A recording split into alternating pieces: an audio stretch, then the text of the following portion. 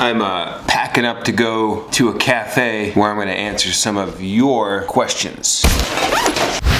Okay, I'm going to try to walk through the entire building all the way out to my car with the camera like this. First time trying this, like going for it in public. Wish me luck. It's not that hard if you don't see me. Hi, how you doing? Hello.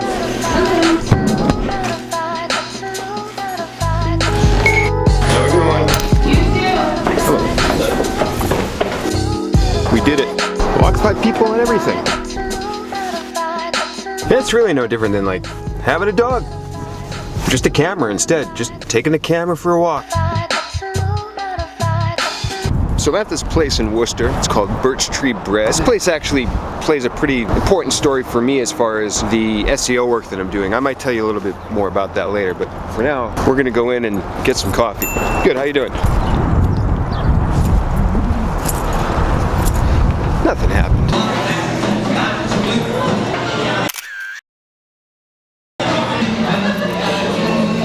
The very first video question is from Simon Swan. He says, awesome podcast, Dan, with AJ Cohn. If you didn't listen to that, go back, it's episode 90, I think. On the subject of understanding intent, what tools would you recommend to better understand a new market and the key subject areas? Okay, so we're hitting the ground running, Simon. This is a great question. I have three, I hope, solid answers. Number one is BuzzSumo. I love using the question analyzer in BuzzSumo. Go to BuzzSumo. Now, the key with this or any industry is you do need some kind of starting topic. I was just researching around the science space today, so you might start with something known, like climate change. But what we're trying to get to, and I think what you're getting to, is the unknown keywords. So as soon as I type climate change into BuzzSumo, I'm getting like global warming, atmosphere, carbon emission. Already I'm in a much better space where I have basically the map, all of the most popular topics within this space. The second tool is the Moz Keyword Explorer, but the problem I see with people using this tool is they use it kind of in the wrong way. It's similar to BuzzSumo, but you're going to get different results layered with a lot of data in it. So if you go to the Moz Keyword Explorer and you type in climate change, hit enter, then go to the keyword suggestions area. Now by default it says include a mix of sources. That's not what you want to do at all. This is not going to get you all of these other topics to understand a new space. There's a few filtering options that I love that you should definitely try. The first one I usually try is based upon broadly related topics and synonyms. Now the reason we're doing this is because we don't want suggestions that literally say climate change. We want all of the other unknown topics that can come off of that topic. I don't know if you can see that. But we're getting some great results, and they're different than BuzzSumo. Immediately we're jumped into this like great keyword universe all around this topic. The third suggestion I have is actually a very little talked about function within SEMrush. It's called the keyword magic tool, and it's technically in beta. So this isn't going to jump you into tangent topics as much, but you're going to use this once you've used BuzzSumo or used Moz to dig deeper into the medium and long tail of these topics. Going back to the Moz result, one of the ones that jumped out at me was biodiversity loss. So you're going to take that word that you discovered in Moz and put that into the keyword magic tool in SEMrush. Think of this tool as like a really powerful version of Answer the Public or keywordtool.io or Keyword Cake. As you can see, there are just a ton of different filtering options. You can choose keyword groups over here. Simon, hope that answers your question. Do you have any tool recommendations for clustering keywords by intent? Man, everyone wants to know about keyword intent.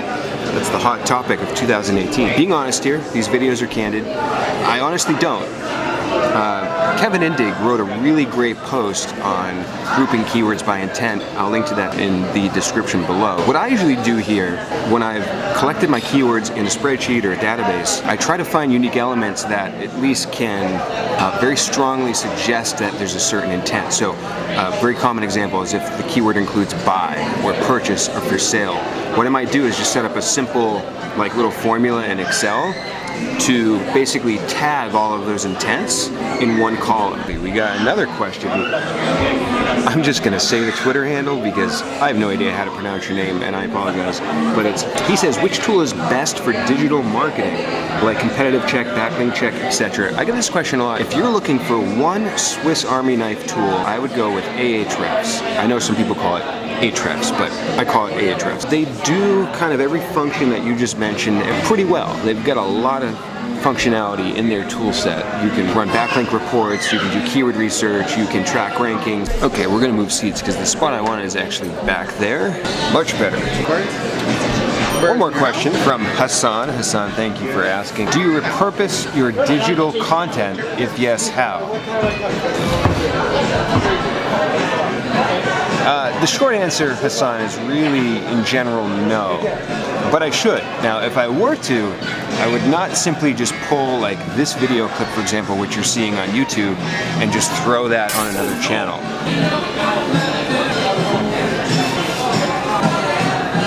Nice. I would not simply just transcribe a podcast interview and put that on my blog. The key to repurposing is to make the content valuable for the channel that you're posting it on, and to not over-repurpose. Yeah, no, yell away.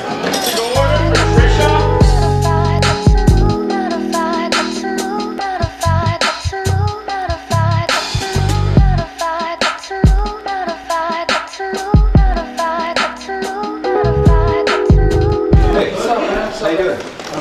Good, how you doing? Is AJ here today? I think he'll probably be here after 3. My hair's getting out of control. Thank you. You good? I might be back later. Are there ever times in your life when, like, everything is going wrong? For me, that was 3 winters ago.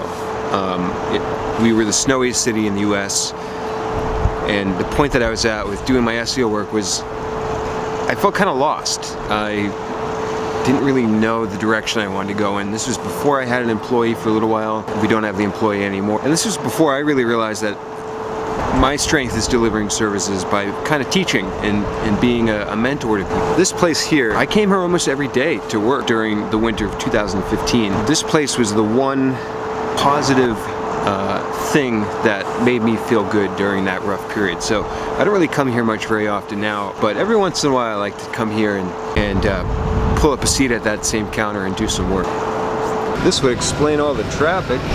Accident back there. Why am I so dark? Lighten up. Just got a message from the one and only Brian Dean, Backlinko. I don't know if you can read that, but basically he just published a big guide, and Google has not indexed it yet. It's been like 3 hours. He did a fetch and render. He knows Google's crawled it. Brian, I got your back, my friend. I'm gonna be back in my office and like we'll figure it out. We'll see. We'll figure it out. We got work. Back at the office. Just the last 2 things about repurposing content. Number 1, I had a client post a really popular article, and it was a very heavily image-based article. What we did is we said, well, let's just take those images, put them in some slides, and upload them to SlideShare. Now, before I tell you what happened, I will say my client had never posted anything to SlideShare before. They didn't even have a SlideShare account until they did this. 1 month later, without doing anything, they had 2,000 plus views. It was incredible. They still say it's gonna... And the second repurposing tip I have is actually a little bit of a pro tip. I don't really hear people talk about this very much.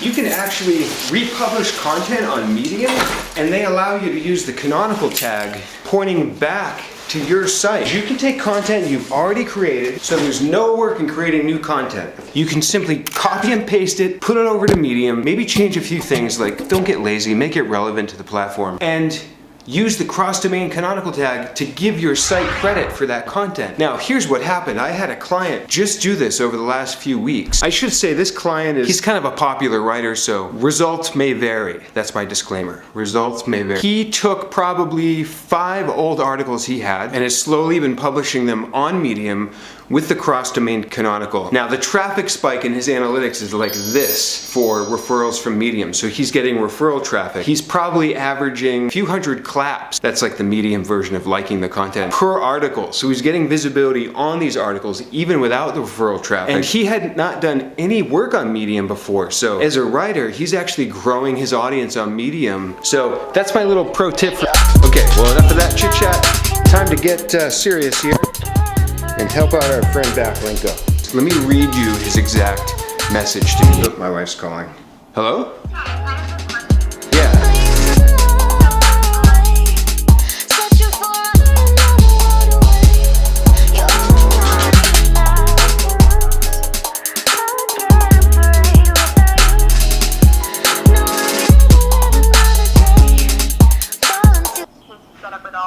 Oh, because this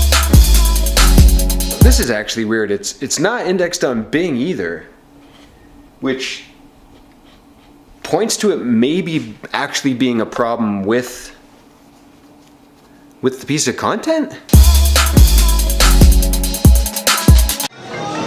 Do you know that one of the gift certificates that I had for here, I handed to the guy and he swiped it and he's like, you have $190 left. Yeah, who gave us a gift certificate for $200?